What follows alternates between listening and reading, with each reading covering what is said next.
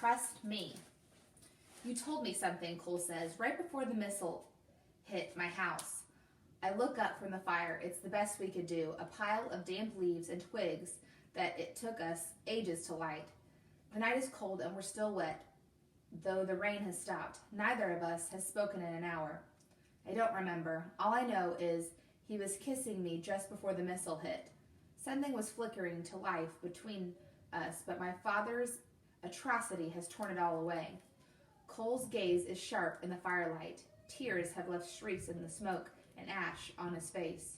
You said, they'll pick me up at the ruins. You had an escape plan worked out with your father. I take a shuddering breath, then nod.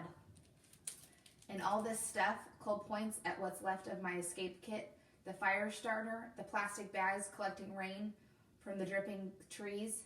Do you always have a getaway bag ready? When I'm a hostage, yes. His expression doesn't soften. Now that the shock has sunk in, he's had time to wonder how much I knew about my father's plans. Something starts to crumble inside my chest. Cole is all I have left. If he stops trusting me, neither of us will survive. You got onto the roof so fast, he says, wide awake and ready to run. You knew the attack was coming, didn't you? There's no way through this but the truth. Arabella was right about my Serrano. I take it out of my pocket. The metal glows dully in the firelight. It scans for hidden messages and shrubs public feeds, encoded in the pixels. A warning came, telling me to run. Kill it, Cole says. I stare at the Serrano. There's no city interface out here, and it's not like I need etiquette tips, but the device is my last link to Rafi. There's no other way for her to get a message to me. No more warnings, no more advice from my big sister. But every second I hesitate costs me Cole's trust. I drop the Serrano in the fire.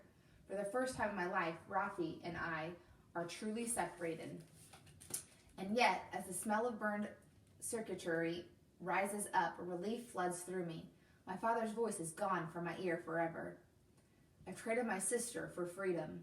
Cole still stares at me like an enemy. So why didn't you warn us? They only gave me 2 minutes. Head start, he shakes his head. 2 minutes? Why would they cut it so close? Because I wore the red jacket. A game between me and my sister while my father was planning murder.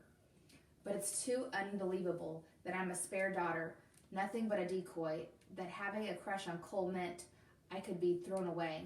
As unbelievable as the fact that 2 hours ago Cole was kissing me and now he thinks I betrayed him. Something turns hard in my throat.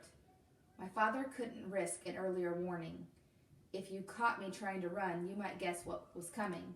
Cole looks down into the fire. Or maybe you wanted everything to happen exactly as it did. What do you mean? The whole time you were in my home, Raffia, you weren't your usual self. You were someone I could be friends with. You gained my trust, and once the attack was on its way, you got us both to safety just in time. Cole looks around at the darkness. And now we're out here alone, 100 clicks from my city's forces. Cole, helping me escape was your idea. You showed me those bungee jackets on the roof. He leans back from the fire, his expression unchanged. Logic doesn't matter. He doesn't trust me anymore. Your father, he says, then spits into the fire. He wants to wrap this war up quickly, right? That's much easier if you bring me to him. A hostage, so the rest of my city surrenders. A puppet to put in charge of Victoria. Never. I reach out and take his hand. I knew about the attack 2 minutes before you did. All my prep was just in case something went wrong. And I never thought he'd kill your mother, your grandmother, destroy your home, set your city on fire. Cole pulls his hand away from me, and my heart tears a little. There's only one way to convince him. I put 2 fingers, and the pulse knife jumps up from the bedside, from beside me. It hovers in the air, trembling and eager, aimed at his face, ready to kill. Cole, if I really wanted to take you to my father, do you think I'd have to trick you? He stares straight at the knife, like he doesn't care what happens next, like he's daring me to turn him into mist. But then he says, save the battery. I forgot the pulse charger. I close my fist and the knife drops back to the ground. My nightshirt feels cold and damp. A few cactus spines are still caught in it. All that remains of the house Palafox's gardens. the jungle full of life, those butterflies. We sit there in silence until I gather the nerve to ask, do we still have an alliance, or do you think I killed your family? He's silent, thinking. The leaves are dripping. The wet wood in the fire hisses softly. I can't just sit here, so I move toward him across the darkness. But I don't know how to do this, how to touch someone this way. I don't know anything. When my trembling hand falls on his shoulder, he flinches. A sob racks his body. There must have been something I could have done to stop this, but I made it worse by trusting you. This isn't your fault, Cole, my sister's mantra. I should have forced my mother to listen. It's not her fault either. It's him. It's always him. Cole starts to shiver, and I pull him closer to the fire. My workout sweats have wicked away the rain, but his clothes are still wet. I look up. No stars, no moon, no aircraft, just the choking darkness of the city burned and thrown into the air. Too much smoke for anyone to see our little fire. I grab the last handful of kindling and throw it on the pile.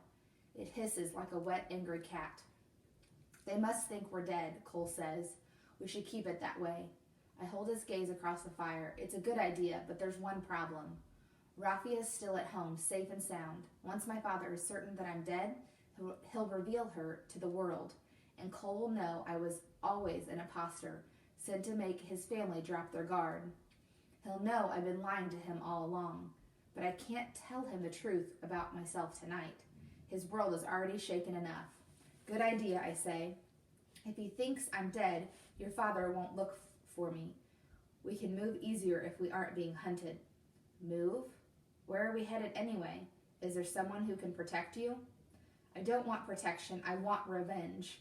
A surge of exhaustion rises in me. Cole still hasn't learned that with my father, there's no winning. Listen, Cole. Whatever military Victoria has left, it's not enough to beat him. You'll only get more of your people killed. I know, he says. The other First Families won't help either.